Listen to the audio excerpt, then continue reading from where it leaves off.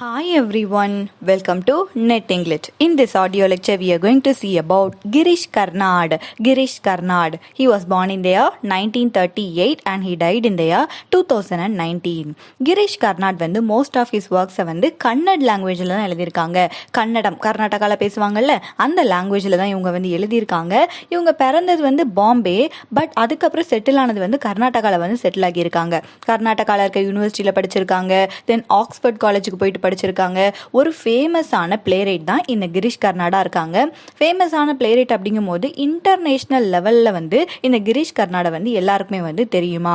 He is a film maker, versatile actor. Film maker, நிறைய films வந்து இவங்க வந்து டைரக்ட் பண்ணியிருக்காங்க. ஆல்சோ ஒரு ஆக்டராகவும் இருந்திருக்காங்க. தமிழ் மூவிஸில் கூட இந்த கிரிஷ் கர்நாட் வந்து ஆக்ட் பண்ணியிருக்காங்க. தமிழில் வந்து காதல் மன்னன் அப்படின்னு சொல்லி அஜித்தோட ஒரு மூவி இருக்கும். அந்த மூவியில் அந்த ஹீரோயின் திலோத்தமா அப்படின்னு சொல்லி ஒரு கேர்ள் இருப்பாங்க. அவங்களோட ஃபாதர் கேரக்டர் நீங்கள் பார்த்துருப்பீங்கன்னு நினைக்கிறேன். அதான் கிரிஷ் கர்நாட். நிறைய ஃபில்ம்ஸும் டிரெக்ட் பண்ணியிருக்காங்க. He is also a versatile actor. And இவங்க நிறைய எஸ்ஸேஸும் எழுதியிருக்காங்க. எல்லா எஸ்ஸேஸையும் வந்து நிறைய பேர் வந்து ரொம்ப ஆர்வமாக வாசிக்கவும் செஞ்சுருக்காங்க.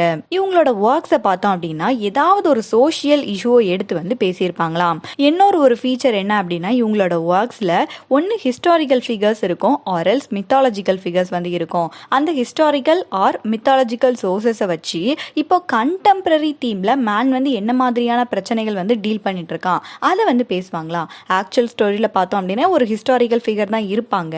பட் அவங்கள வச்சு கண்டெம்பரரியா இப்போ நடக்கிற பிரச்சனைகளை அவங்க வந்து டீல் பண்ற மாதிரி இருக்குமா. இவங்களோட ஒர்க்ஸ் பார்க்கும்போது உங்களுக்கு வந்து அது புரியும். ஸோ இவங்களோட ஒர்க்ல பார்த்தோம் அப்படின்னா கண்டிப்பா ஒரு mythological figure or historic figure தான் அதோட மெயினான ஒரு பர்சனா இருப்பாங்க. அட் த சேம் டைம் கண்டெம்பரரியான இஷ்யூஸை வந்து அவங்க வந்து டீல் பண்ணுவாங்க. இவங்க ஜன்பீத் அவார்டும் வாங்கியிருக்காங்க இந்த இயர் 1998. பி ராஜகோபாலாச்சாரின்னு ஒரு பர்சன் இருக்காங்க. அவங்க வந்து அவங்களோட வெர்ஷன்ல மகாபாரத் ஸ்டோரி இருக்குல்ல அதை வந்து பப்ளிஷ் பண்ணியிருக்காங்க. அதை இந்த கிரிஷ் கர்நாட் வந்து ரீட் பண்றாரு. ரீட் பண்ணதுக்கு அப்புறம் இவரோட மைண்ட்ல அது வந்து ஒரு டீப்பான இம்பாக்டை வந்து ஏற்படுத்துது. அதை வாசிச்சதுக்கு அப்புறம் தான் இவங்க என்ன நினைக்கிறாங்க அப்படின்னா அந்த மகாபாரத்தில் நிறைய மித்தெல்லாம் இருக்கும்ல அது எல்லாத்தையும் நான் யூஸ் பண்ணி என்னோட ஒர்க்ஸ்ல வந்து கொண்டு வரணும் அப்படி சொல்லி அப்பதான் இவங்க வந்து நினைக்க ஆரம்பிக்கிறாங்களாம். அந்த ராஜகோபாலாச்சாரியோட அவங்களோட மகாபாரத் வெர்ஷனை ரீட் பண்ணதுக்கு அப்புறம் தான் கிரிஷ் கர்நாடுக்கு இந்த மித்தெல்லாம் யூஸ் பண்ணும் அப்படிங்கிற ஒரு ஐடியா வந்து கிடைச்சிருக்கு. ஸோ கிரிஷ் கர்நாட் பார்த்தோம் அப்படின்னா இவங்க கன்னட் லாங்குவேஜில் நிறைய ஒர்க்ஸ் வந்து எழுதியிருக்காங்க. He is a play right, film maker, versatile actor and also an essayist. இவங்களோட ஒர்க்ஸில் வந்து சோஷியல் இஷ்யூஸை டீல் பண்ணுவாங்க. இன்னொரு முக்கியமான ஃபீச்சர் வந்து ஹிஸ்டாரிக்கல் அண்ட் மித்தாலஜிக்கல் ஃபிகர்ஸை யூஸ் பண்ணுவாங்க. பட் அவங்கள வச்சு கண்டெம்பரரி இஷ்யூவை வந்து டீல் பண்ணுற மாதிரி இருக்கும் இவங்களோட ஒர்க்ஸ் எல்லாத்தையும். ராஜகோபாலாச்சாரி அவங்களோட மகாபாரத் அந்த வெர்ஷனை படிச்சுட்டு இவங்களுக்கு நிறைய மித்தெல்லாம் தெரிஞ்சிருக்கு. அதை நம்மளோட ஒர்க்ஸில் வந்து யூஸ் பண்ணோம் அப்படின்னு சொல்லி நினச்சிருக்காங்க. தென் கிரிஷ் கர்நாடோட ஒர்க்ஸ்க்கு போவோம். That is Hayavadana. Hayavadana it was publish in the year 1972. Girish Karnad வந்து 2 பிளே எழுதியிருக்காங்க. அந்த 2ஐயும் ட்வின் பிளேன்னு சொல்றாங்க. அது என்ன அப்படின்னா ஹயவதனா, நாகமண்டலா. மற்ற எல்லாமே பிளேஸ் தான், பட் இந்த 2ஐயும் சேர்த்து வந்து ட்வின் பிளேஸ் அப்படின்னு சொல்லியிருக்காங்க, ஹயவதனா அண்ட் நாகமண்டலா. அண்ட் இந்த ஹயவதனாவோட பிளாட்டை வந்து கதா சரித் சாகர் அந்த புக்ல இருந்து எடுத்திருக்காங்க. இந்த கதா சரித் சாகர் வந்து ஒரு 11th செஞ்சுரியில் உள்ள ஒரு புக்கு. இது வந்து சான்ஸ்கிரிட் லாங்குவேஜில் இருக்குது. அந்த புக்குக்குள்ள நிறைய ஃபோக் டெய்ல்ஸ் இருக்கும். கதா அப்படின்னாலே கதைகள். ஸோ இந்த ஒர்க்ல நிறைய ஃபோக் டெய்ல்ஸ் வந்து இருக்கு. 11th செஞ்சுரியில் சான்ஸ்கிரிட் எழுதின ஒரு ஒர்க். அண்ட் அதை பேஸ் பண்ணி இந்த ஒர்க்கை வந்து எழுதியிருக்காங்க. அதை மட்டும் இல்லை, இன்னும் 2 விஷயங்களையும் பேஸ் பண்ணி இந்த ஒர்க்கை வந்து கம்போஸ் பண்ணியிருக்காங்க. தாமஸ் மான் அப்படிங்கிற ரைட்டர் வந்து டிரான்ஸ்போஸ்ட் ஹெட்னு ஒரு ஒர்க் எழுதியிருக்காரு. ஸோ அதுல இருந்தும் முக்கியமாக நிறைய தீம்ஸ் வந்து எடுத்திருக்காங்க. டிரான்ஸ்போஸ்ட் ஹெட். தென் விக்ரம் அண்ட் வேதால் அந்த ஸ்டோரி வந்து நமக்கு தெரியும். அந்த விக்ரம் அண்ட் வேதால்ல இருந்தும் சம் மென்ஷன் வந்து இந்த பிளேல வந்து நம்ம வந்து பார்க்கலாமா.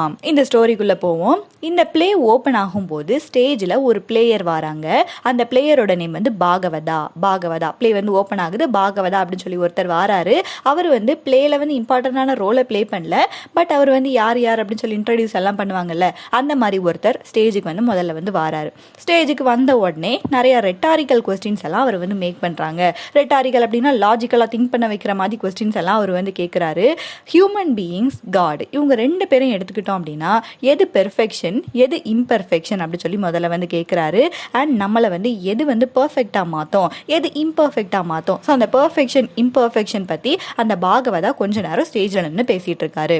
தென் 2 கேரக்டர்ஸை வந்து இன்ட்ரடியூஸ் பண்ணுறாரு. 2 பேர் இருக்காங்கன்னு சொல்கிறாரு. அவங்க ஸ்டேஜுக்கெல்லாம் வரமாட்டாங்க, இருக்காங்க அப்படி சொல்லி சொல்கிறாரு. அந்த கேரக்டர்ஸ் வந்து ஒன்று தேவதத்தா. தேவதத்தா வந்து மேன் ஆஃப் மைண்ட், நல்ல ஒரு புத்திசாலியான ஒரு பர்சன் தான் இந்த தேவதத்தா. ரொம்ப ஷார்ப்பான பர்சன், இன்டெலிஜென்ட்டாக இருக்கான். இவன் வந்து ஒரு பிராமினோட சன்னா இருக்கானா தேவதத்தா. இன்னொரு பர்சன் கபிலா வந்து மேன் ஆஃப் பாடி, நல்ல அழகான பாடி வச்சிருக்கான், பார்க்கவே நல்ல குட் லுக்கிங்காக இருக்கான், ஸ்ட்ராங் அண்ட் பவர்ஃபுல்லான பர்சன் வந்து இந்த கபிலா. இவன் வந்து ஒரு அயன் ஸ்மித்தோட பையனா. ஓகேயா, இந்த தேவதத்தா அண்ட் கபிலா இவங்க 2 பேரும் எக்ஸ்ட்ரீமாக டிஃப்ரெண்ட்டாக இருக்காங்க, அப்படி தானே? ஒருத்தன் வந்து man of mind, sharp and இன்டெலிஜென்ட்டாக இருக்கான். கபிலா வந்து மேன் ஆஃப் பாடி, ரொம்ப ஸ்ட்ராங் அண்ட் பவர்ஃபுல்லாக குட் லுக்கிங்காக இருக்கிறான். இவ்வளோ டிஃபரன்சஸ் இருந்தாலும் இவங்க 2 பேரும் பெஸ்ட்டான ஃப்ரெண்ட்ஸாக இருக்காங்க அப்படி சொல்லி அந்த பாகவதா இவங்க 2 பேர் பற்றி சொல்லிட்டு இருக்காரு. அப்போ திடீர்னு அந்த ஸ்டேஜில் ஒரு ஆக்டர் வந்து ஓடி வராரு. அந்த ஆக்டரை ஆக்டர் 1 அப்படின்னு ரெஃபர் பண்ணுறாங்க. அவர் வேகமாக பாகவதா கிட்ட ஓடி வந்து சொல்கிறாரு, எனக்கு வந்து ரொம்ப பயமாக இருக்குது அப்படி சொல்லி பாகவதா கிட்ட ரொம்ப அந்த ஃப்ரைட்டனிங் டோனில் வந்து அவர்கிட்ட வந்து பேசுகிறாரு. அந்த ஆக்டர் 1 பயந்து ஓடி வரதை பார்த்துட்டு பாகவதா கேட்குறாரு, என்னாச்சு, எதுக்கு இப்படி பயந்து ஓடி வர அப்படி சொல்லி கேட்குறாரு. அதுக்கு அந்த ஆக்டர் 1 சொல்கிறாரு, என்ன ஒரு ஹார்ஸ் வந்து டாண்ட் அப்படின்னா மார்க் பண்ணுது, அதுவும் ஹியூமன் வாய்ஸில் ஒரு ஹார்ஸ் வந்து என்னை மார்க் பண்ணுது, அது எனக்கு ரொம்ப பயமாக இருந்துச்சு, அந்த ஹார்ஸை பார்த்து தான் நான் ஓடி வந்தேன் அப்படி சொல்லி அந்த ஆக்டர் 1 பாகவதா கிட்ட சொல்கிறாரு. இவங்க 2 பேரை வந்து பேசிகிட்டு இருக்கும்போதே கரெக்டாக அந்த ஹார்ஸ் வந்து வந்துருச்சு. அந்த ஹார்ஸோட நேம் வந்து ஹயவதனா. அதான் இந்த ஒர்க்குக்கு டைட்டிலாகவும் வச்சுருக்காங்க. இந்த ஹார்ஸை பார்க்கவே ரொம்ப ஸ்ட்ரேஞ்சாக இருக்குது. ஹார்ஸுக்கு வந்து ஹியூமன் பீங்ஸோட ஹெட் இருக்குல்ல, அதே மாதிரி ஒரு ஹெட் இருக்குது. ஹார்ஸோட பாடி மட்டும் ஹார்ஸோட பாடி மாதிரி இருக்குது. இதை பார்த்த உடனே ஆடியன்ஸ் எல்லாருமே வந்து ரொம்ப அப்படி அஸ்டானிஷ் ஆயிட்டாங்க. பாகவதா வந்து இன்கொயர் பண்ணுறாரு, கொஸ்டின் கேட்குறாரு ஹயவதனா கிட்ட, எப்படி நீ வந்து இப்படி ஆன, மேபி யாராவது உனக்கு வந்து கேர்ஸ் எதுவும் கொடுத்துட்டாங்களா, ஏன்னா யாராவது கேர்ஸ் பண்ணிட்டாங்க அப்படின்னா தான் இப்படி நடக்கும் அப்படி சொல்லி ஒரு சஸ்பீஷியனில் பாகவதா வந்து ஹயவதனா கிட்ட கேட்குறாரு. ஹயவதனா வந்து ரிஜெக்ட் பண்ணுது, இல்லை என்ன வந்து யாருமே கர்ஸ் பண்ணல, நான் என்னோட ஸ்டோரியை சொல்றேன் அப்படி சொல்லி அந்த ஹார்ஸ் வந்து சொல்ல ஆரம்பிக்குது. ஒன்ஸ் அப்பான் அ டைம் வந்து ஒரு பிரின்சஸ் இருந்திருக்காங்க. அந்த பிரின்சஸ் வந்து ஒரு ஹார்ஸை வந்து லவ் பண்ணியிருக்காங்க. 15 வருஷமா அந்த பிரின்சஸ் வந்து அந்த ஹார்ஸை வந்து லவ் பண்ணிட்டே இருக்காங்க. அப்போ 15 வருஷம் முடியும் போது அந்த ஹார்ஸ் இருக்குல்ல, அது வந்து ஹியூமன் பீயிங்கோட ஷேப்பை வந்து அந்த ஹார்ஸ் வந்து எடுத்துட்டான். பட் இப்போ அந்த பிரின்சஸ் வந்து அந்த ஹார்ஸோட ஹியூமன் ஃபிகரை அக்செப்ட் பண்ண மாட்டேங்கிறாங்க. எனக்கு அந்த ஹார்ஸ் தான் பிடிக்கும் அப்படி சொல்லிட்டு அண்ட் இந்த பர்சனை வந்து ரிஜெக்ட் பண்றாங்க. ஸோ அதனால அந்த இப்போ ஹியூமன் ஃபிகரா மாறிட்டுல அந்த ஹார்ஸ், அது வந்து அந்த பிரின்சஸை வந்து கர்ஸ் பண்ணுது, நீ என்னமா ஹார்ஸா தான் இருப்ப அப்படி சொல்லி கர்ஸ் பண்ணுது. ஸோ அந்த பிரின்சஸ் வந்து ஹார்ஸா மாறிடுறாங்க. ஹார்ஸா மாறும்போது அவங்க வந்து கன்சீவா இருந்திருக்காங்க. அண்ட் அதுக்கப்புறம் ஹயவதனாக்கு வந்து இவங்க வந்து பர்த் பண்ணியிருக்காங்க.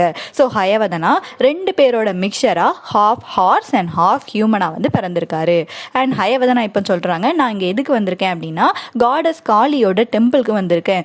காடஸ் காளினால தான் எனக்கு வந்து கியூர் வந்து கிடைக்கும் அப்படிங்கிறதுக்காக வந்திருக்கேன் அப்படி சொல்லி ஹயவதனா வந்து பாகவதா கிட்டையும் அந்த ஆக்டர் 1 கிட்டையும் அதோட கதையை வந்து சொல்லுது. இது வந்து ஒரு இன்ட்ரோடக்ஷன் மாதிரி தான் போயிட்டு இருக்குது. இது முடிஞ்சதுக்கு அப்புறம் தான் மெயின் பிளாட் வந்து ஆரம்பிக்குது.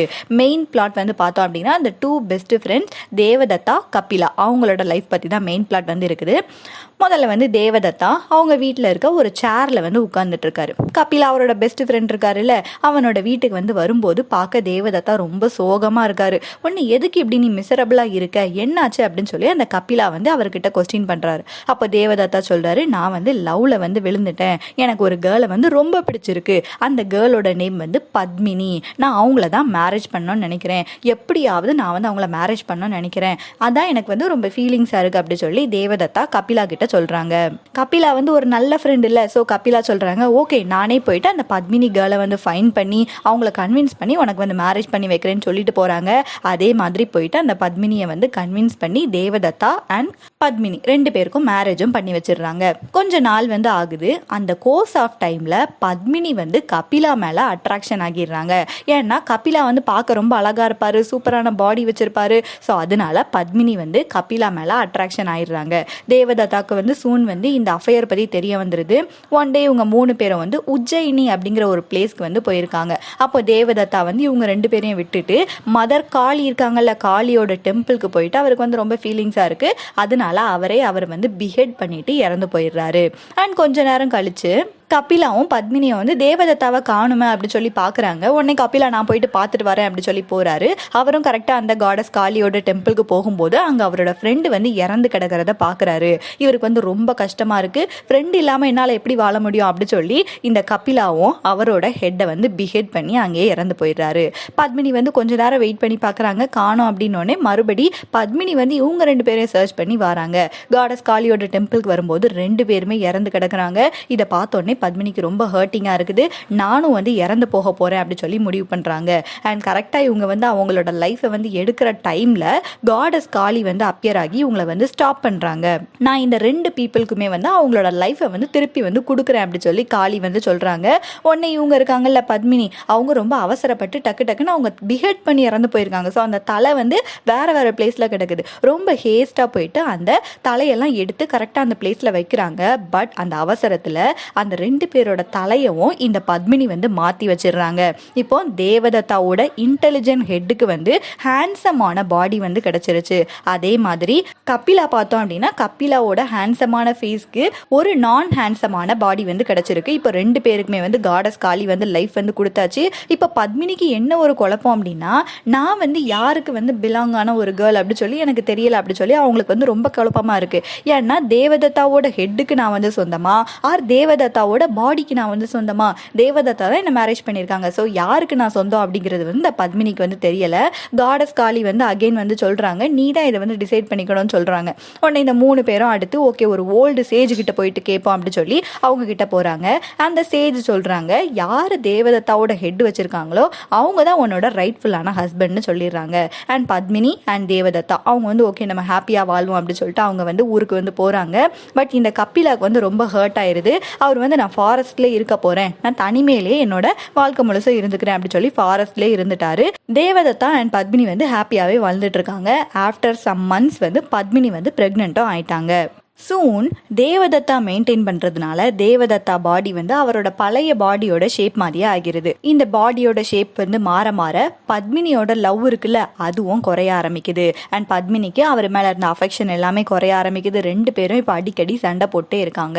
ஒன் டே அவங்களோட பேபியை தூக்கிட்டு கபிலாவை பார்க்க போறேன் அப்படி சொல்லி ஃபாரஸ்ட்டுக்கு வந்து இந்த பத்மினி வந்து கிளம்பிட்டாங்க. போயிட்டு மீட் பண்றாங்க. மீட் பண்ணிட்டு சொல்றாங்க, நீங்க தான் அந்த பேபியோட ரைட்ஃபுல் ஃபாதர், நீங்க வந்து என்னோட அன்கம்ப்ளீட்டட் லவ்வை வந்து நீங்க வந்து ஃபுல்ஃபில் பண்ணணும். எப்படி ஃபுல்ஃபில் பண்ணணும் அப்படின்னா பை ஸ்லீப்பிங் வித் மீ அப்படி சொல்லி பத்மினி வந்து கபிலா கிட்ட கேட்குறாங்க. கபிலாவால் அதை வந்து ரெசிஸ்ட் பண்ண முடியல. அண்ட் 2 பேரும் வந்து லவ் மேக் பண்றாங்க.